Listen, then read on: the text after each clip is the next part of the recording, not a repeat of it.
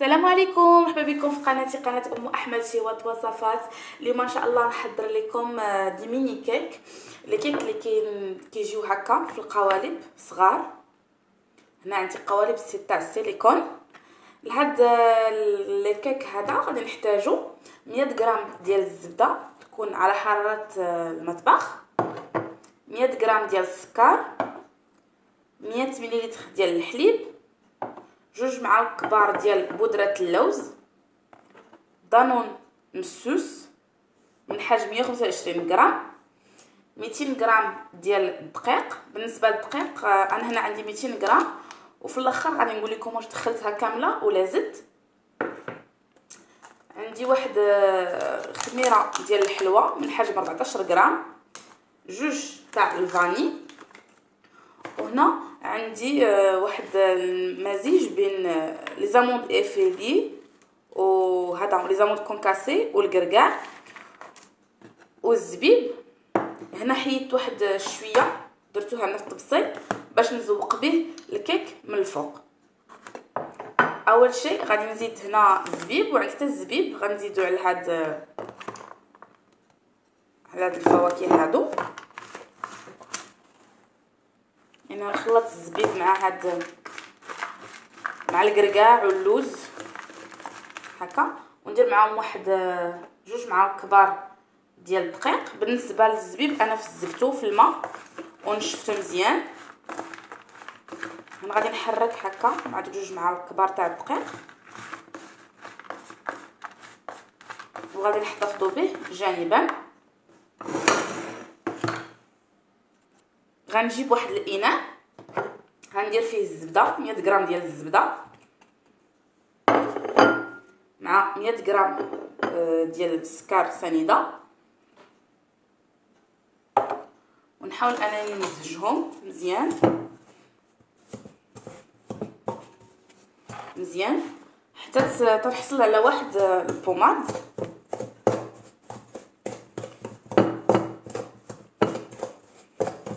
على هذا الشكل هذا. هنا نسيت ما قلت في المقادير غادي نحتاج 3 البيضات، يعني كان نسيت ما درتهمش مع المقادير، كانوا اللور. 3 البيضات غادي نحتاج. هنا بعد ما خلطت مزيان السكر مع الزبده غنبدا نضيف بيضه ببيضه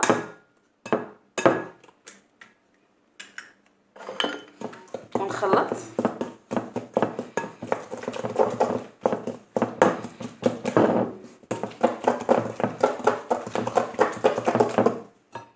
نضيف البيضه الثانيه ونخلط.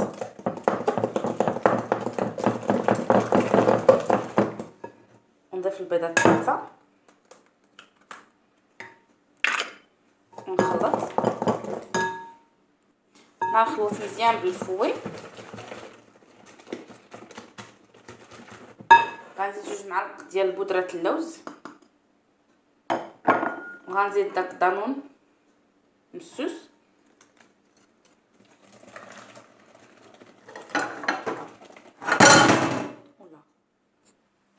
ما خلطت مزيان.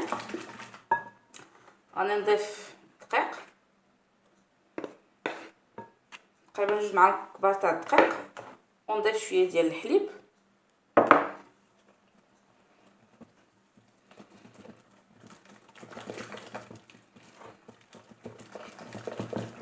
غنضيف فانيا، والفانيا الاخرى غادي نحتفظ بها. المهم انا نبقى مستمره كنضيف 2 معالق تاع الدقيق وشويه حليب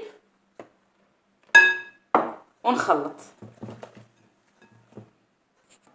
بعد ما خلطت المكونات كاملين وضفت الخميره تاع الحلوى. بالنسبه للدقيق انا هنا دخلت 300 غرام ديال الدقيق، يعني 300 غرام دخلت ليا هاد الحلوى ديال الدقيق، يعني باش حيت كل واحد على حسب النوعيه ديال الدقيق. المهم خاص الكيك يجي هكا، يعني ما خفيف وما ثقيلش. ومرة نحيد الضرب اليدوي.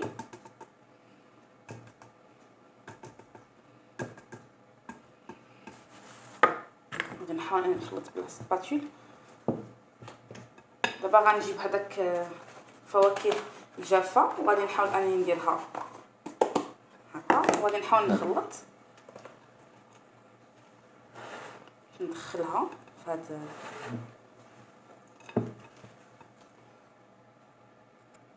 بعد ما خلطت مزيان الكيك، هنا غادي نجيب داك يعني داك اللوز والكركاع اللي خليت، غنضيف عليهم هذا الفاني وغادي نخلط. بعد ما ضفت الفاني غادي نخلط هكا باش تجي النسمه تاع الفاني ونحتفظ به جانبا.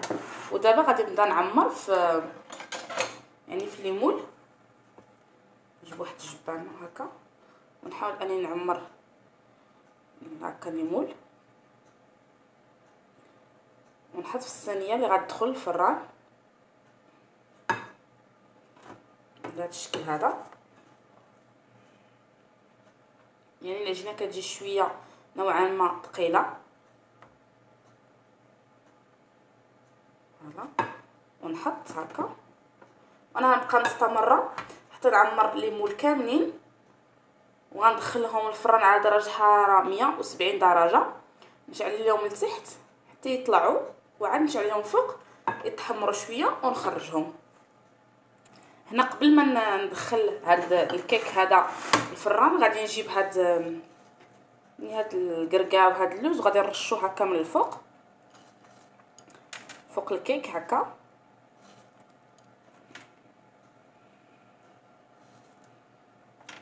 وعاد يمكن لي انني ندخلهم الفران كيف قلت على درجه حراره 170 درجه. نشعل لهم غير لتحت حتى يتنفخوا، وعاد نشعل الفوق يتحمروا ونخرجهم.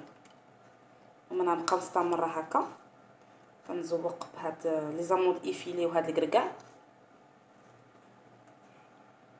بعد ما خرجت الميني كيك من الفران كيجي على هاد الشكل هذا. انا يلا خرجته من الفران غنخليه حتى يبرد ونديرو في طبق التقديم. كما لاحظتوا انهم كيتنفخوا وباقي سخون. انا غادي نخليه حتى يبرد وعاد نديرو في طبق التقديم. بعد ما خرجت لي ميني كيك من الفران كيجيو على هذا الشكل هذا، يعني كيجيو منفوخين. وانا زوقتهم هنا بشويه تاع يعني زوقتهم شويه الشوكولات. كيجيو على هذا الشكل هذا، كيجيو رائعين وهشاش. يعني انا هنا حليت لكم وحده كما كتلاحظوا كيجيو هشاش